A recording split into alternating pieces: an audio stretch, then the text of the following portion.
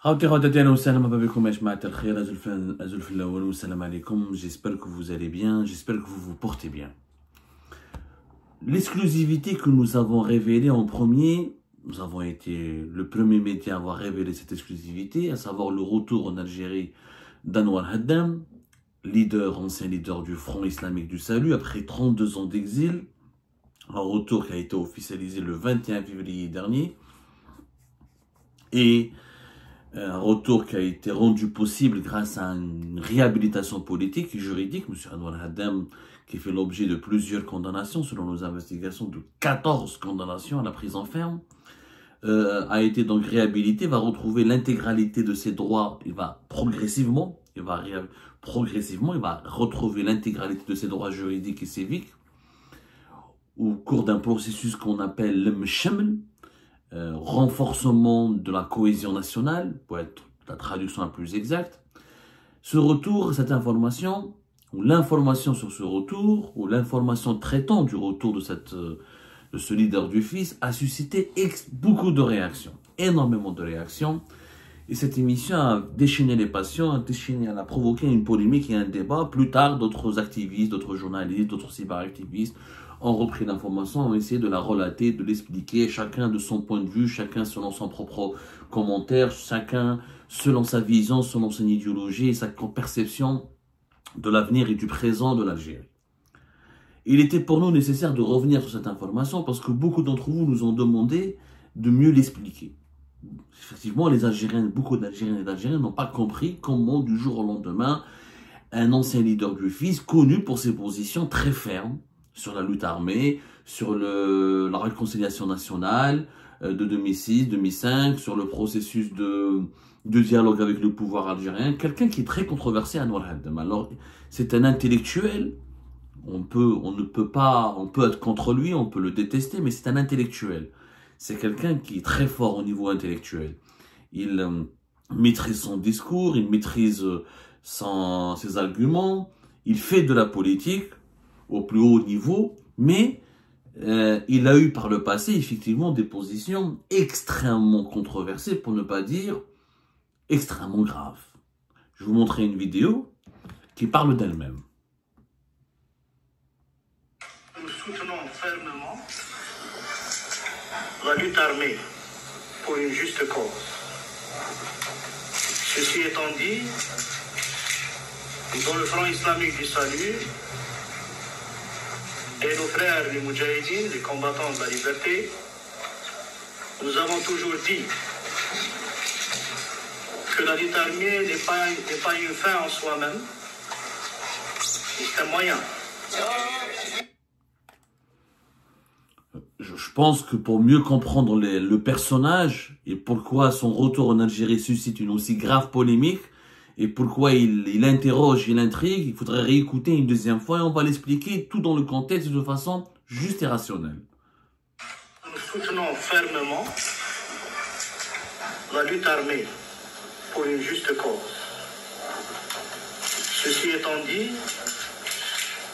dans le Front Islamique du Salut et nos frères les Moudjahidines, les combattants de la liberté, nous avons toujours dit que la lutte armée n'est pas une fin en soi-même, c'est un moyen. Voilà le monsieur qui a été aujourd'hui réhabilité, qui a pu retrouver son pays natal. Il a affirmé, il faut contextualiser ses propos pour être tout à fait honnête. Ses propos ne datent pas d'hier, ne datent pas d'aujourd'hui. Pour qu'on soit très très clair et très très précis, ces propos datent du début des années 90, savoir le déclenchement des événements de la décennie noire. L'intellectuel Anwar Haddam, qui aujourd'hui dans ses publications, l'Anwar Haddam de 2010 à 2000, si vous revoyez ses publications de 2010, notamment de 2015, et le Anwar Haddam, parce que Anwar Haddam c'est quelqu'un qui agit depuis plus de 70 ans. Il y a plusieurs Anwar Haddam dans la vie. L'Anwar Haddam des années 90 n'a rien à voir avec le Anwar Haddam d'aujourd'hui. Or, c'est le même personnage, sauf c'est un personnage qui a évolué.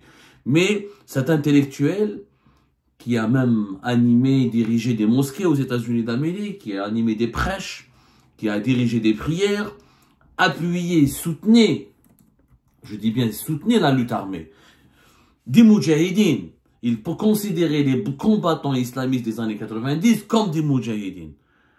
Moudjahidines de quoi? Les combattants islamistes des années 90, ils combattaient, ils luttaient, ils s'en prenaient à leurs frères algériens et à leurs sœurs algériennes.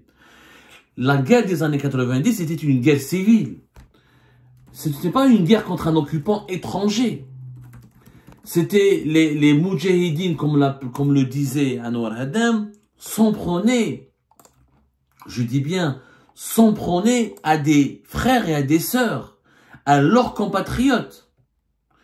Et certaines des actions de ces moudjahidines étaient des carnages, comme le fameux attentat en 1995 contre le commissariat du boulevard Amirouge, qui a été ensuite pratiquement cautionné par Anwar Haddam, qui a regretté les victimes civiles, mais qui avait cautionné, qui avait dit, qui avait assumé cette action comme étant nécessaire, comme étant un épisode dans cette lutte armée.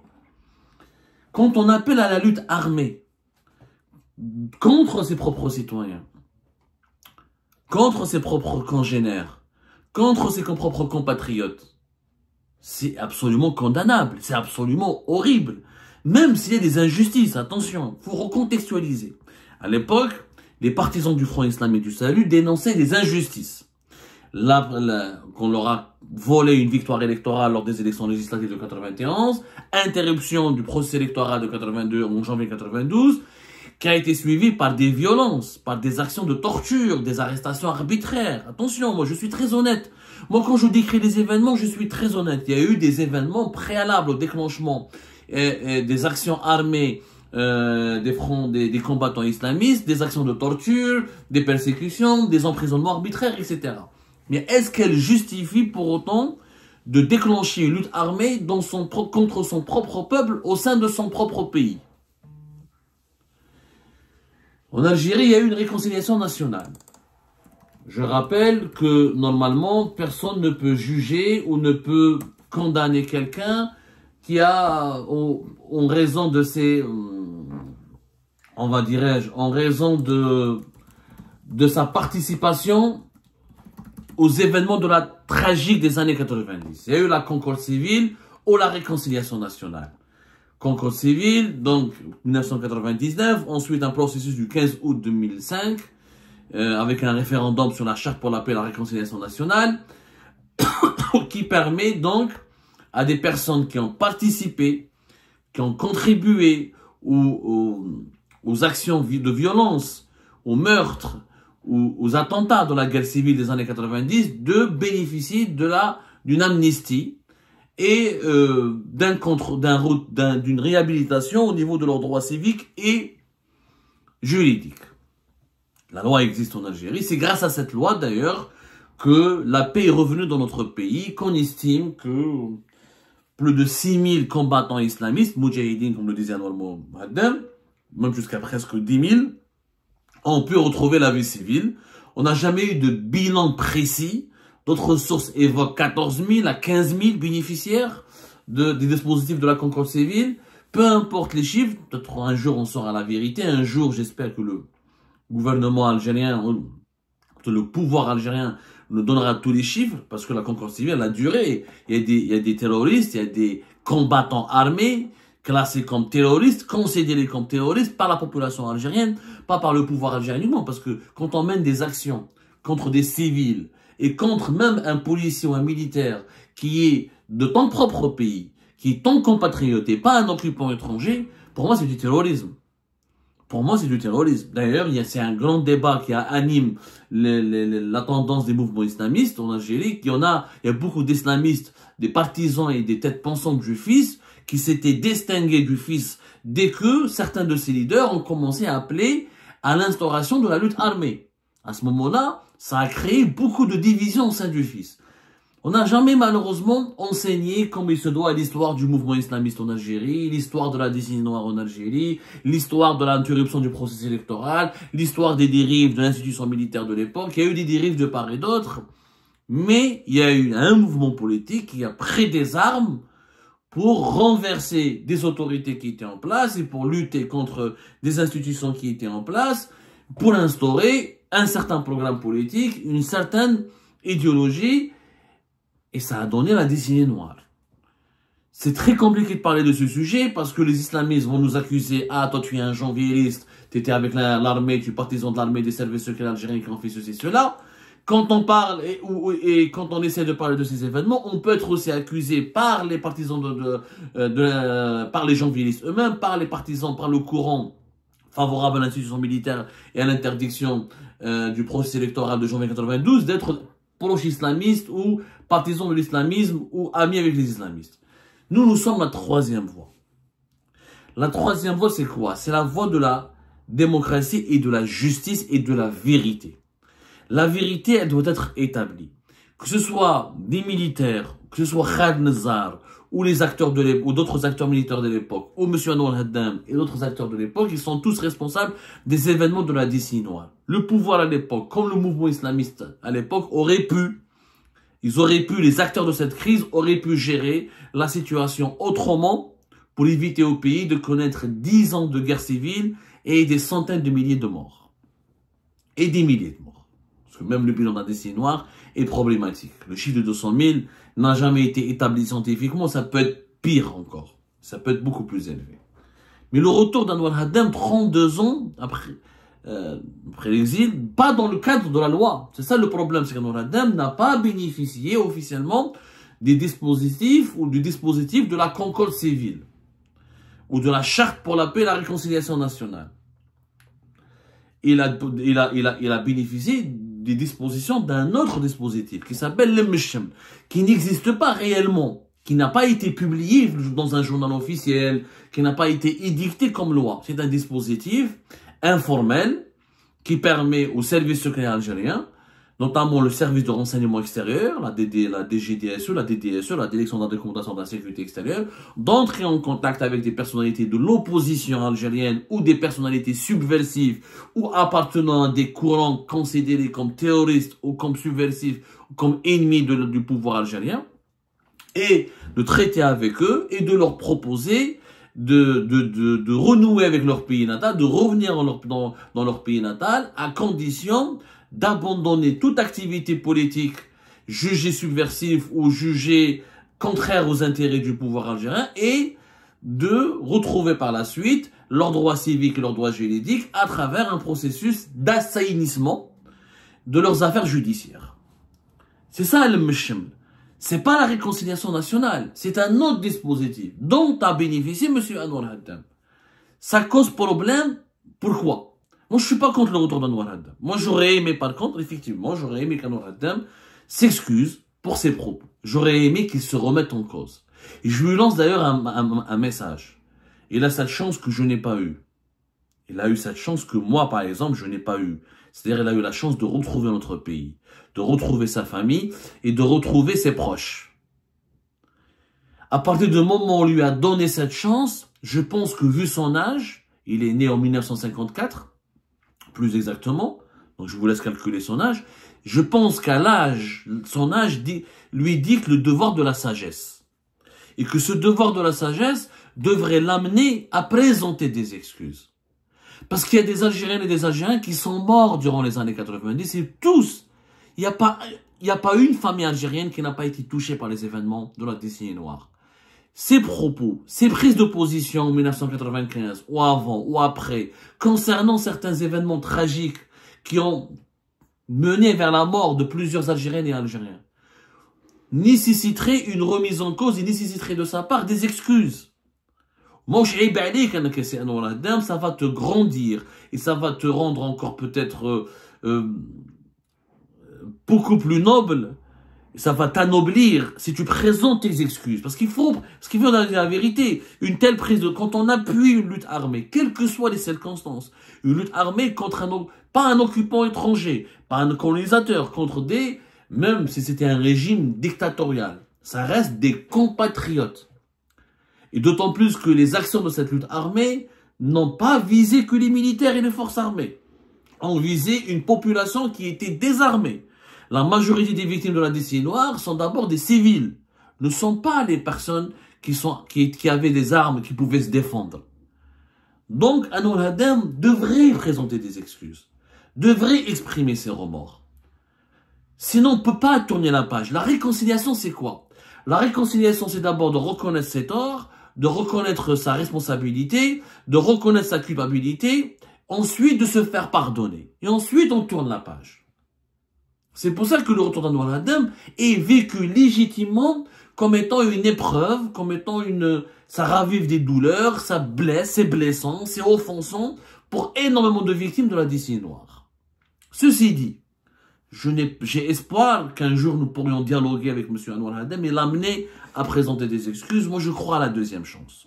Je pense que dans notre culture, dans notre conception de l'avenir et de la suite, et dans notre conception philosophique de la vie, notre âme algérienne, notre éducation algérienne nous a toujours appris la deuxième chance. Chaque homme a un droit à une deuxième chance. Mais il faudrait qu'il fasse le pas, M. Anwar Haddam. Parce que là, il s'est réconcilié avec le pouvoir algérien. Mais il ne s'est pas encore réconcilié avec la population algérienne. Il ne s'est pas encore réconcilié avec ses propres compatriotes. Il faudrait qu'il se réconcilie avec ses propres compatriotes, y compris celles et ceux qui les détestent. Celles et ceux que les islamistes appellent le courant éradicateur. Le courant éradicateur, ce sont des Algériens et des Algériens qui ont le droit d'exister, de coexister aussi avec les anciens islamistes. Il faudrait qu'il fasse ce pas-là. Et puis, le pouvoir algérien devrait aussi généraliser cette politique à tous les Algériens, toutes les Algériennes et tous les Algériens. Pourquoi uniquement se réconcilier avec Anwar Haddam? Pourquoi? Je sais qu'il y a ce programme vise d'autres personnalités qui sont établies à l'étranger. Et je sais pourquoi il s'intéresse tout particulièrement aux anciens du mouvement islamiste. Parce que le pouvoir algérien a une stratégie, elle vaut ce qu'elle vaut, mais elle a le mérite d'exister. Sa stratégie, c'est quoi? C'est que on veut récupérer le pouvoir algérien, on veut d'abord neutraliser politiquement, nouant des relations apaisées, en essayant de récupérer, de ramener à la raison toutes les têtes pensantes du mouvement islamiste algérien. Pourquoi? Parce que dans le pouvoir algérien, dans son esprit, la première menace en cas de discorde, en cas de déstabilisation du pays, en cas d'un mouvement ou d'incident d'insécurité nationale, ce sont les islamistes. Comme ce sont les islamistes qui ont pris les armes durant les années 90, comme ce sont les islamistes qui ont le plus de prédisposition à mener un combat armé et à recourir à des protestations violentes. Donc on essaie de neutraliser l'islamisme radical en ramenant, en domestiquant ou en mettant sous contrôle toutes les têtes pensantes du mouvement islamiste. La stratégie du pouvoir algérien est claire. Tous les cerveaux de l'islamisme politique algérien devraient revenir en Algérie et devraient être contrôlés par les autorités algériennes et devraient être dans une position de complaisance ou de dialogue ou de posture amicale à l'égard du pouvoir algérien, pour éviter toute tentative de manipulation plus tard ou de déclenchement d'événements d'insécurité à travers clairement d'empêcher les islamistes plus tard de renouer avec une action armée ou une action politique violente ou radicale. C'est une stratégie. Est-ce qu'elle fonctionne? Est-ce qu'elle va fonctionner? L'avenir nous le dira. Est-ce que maintenant Anwar Haddam, il est influent au point ou de maîtriser ou de contrôler tous les anciens électeurs du fils et tous les islamistes, parce qu'il y a des jeunes islamistes d'aujourd'hui qui n'ont pas connu la décennie noire. Il y a des islamistes aujourd'hui radicaux qui n'ont pas connu les événements d'ici. Est-ce que pour Anwar Haddam est légitime? Je ne sais pas. Moi, ça fait 3-4 jours que je discute. Beaucoup d'anciens partisans, même de responsables du fils, qui disent Anwar Haddam ne nous représente pas, n'est pas légitime.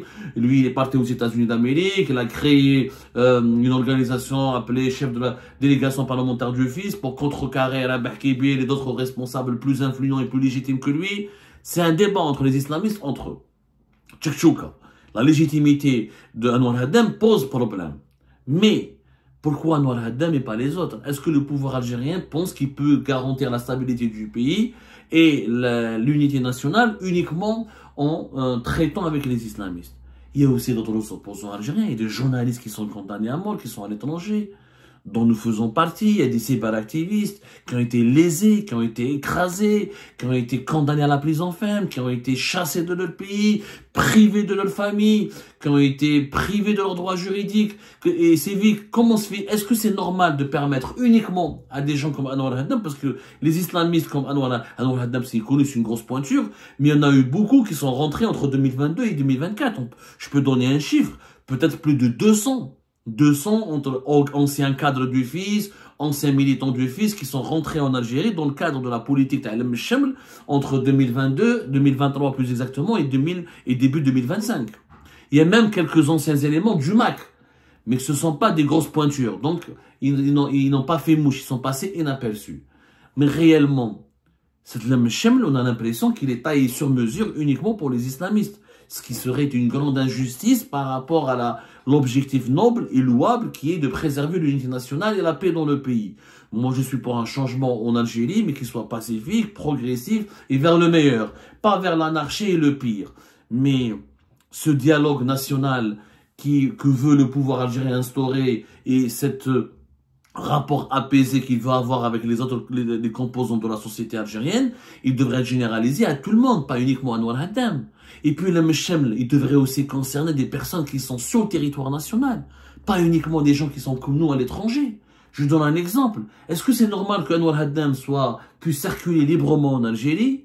Il est protégé, puisqu'on lui a mis des gardes du corps, et on parle même d'une possibilité de lui offrir un logement, alors que quelqu'un comme Ali Rdéli, un patriote, il est en prison. Ali Rdéli est en prison.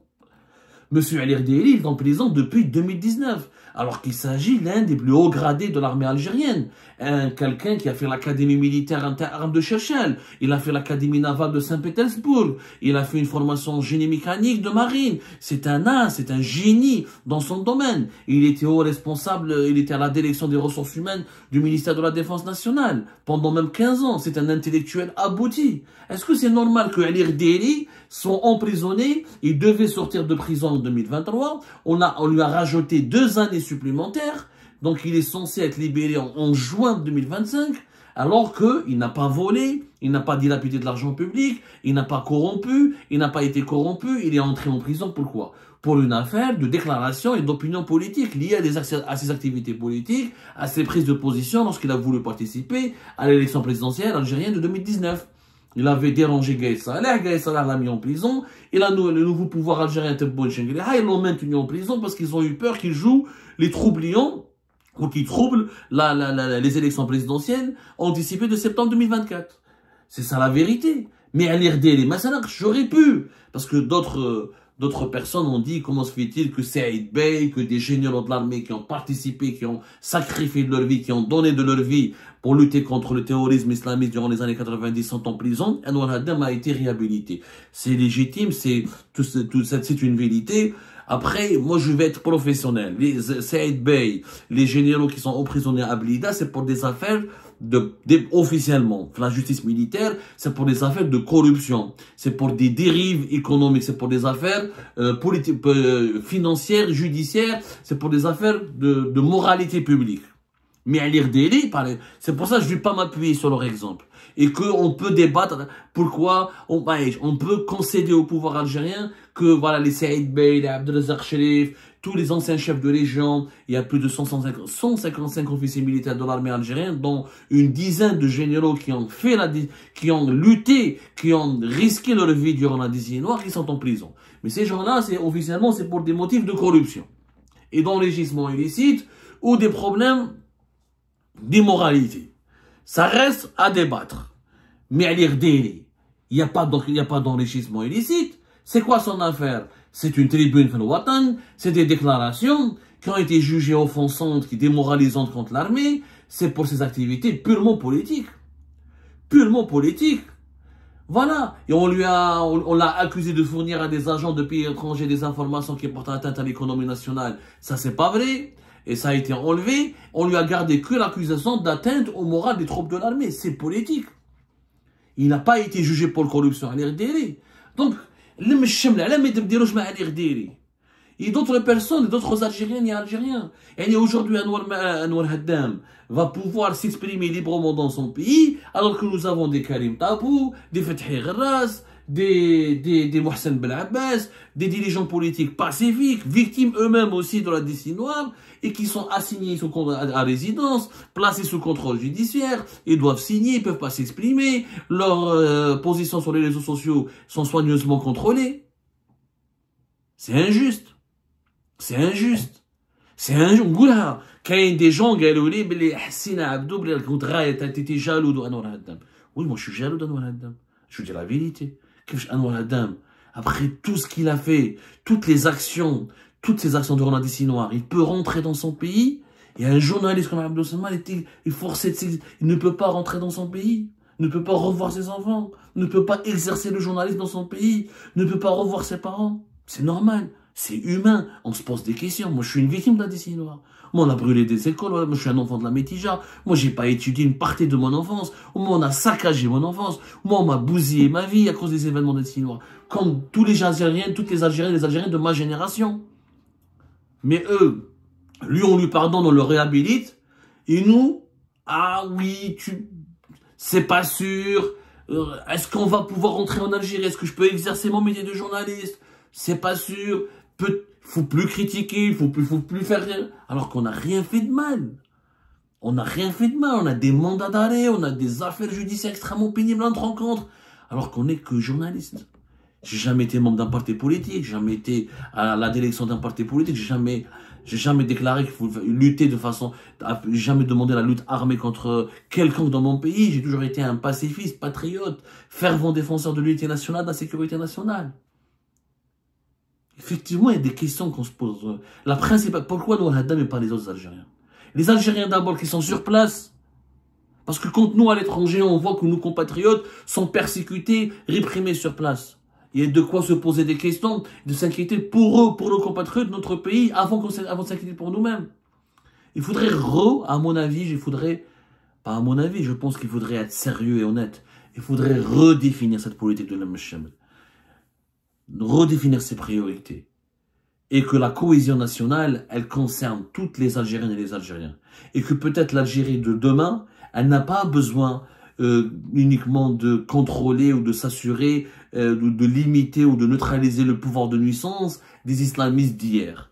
Mais elle devra se faire, l'Algérie de demain, avec les progressistes d'aujourd'hui, avec les éclairés d'aujourd'hui. Parce que ce sont les progressistes et les éclairés qui pourront apporter des solutions concrètes aux problèmes concrets dans notre pays.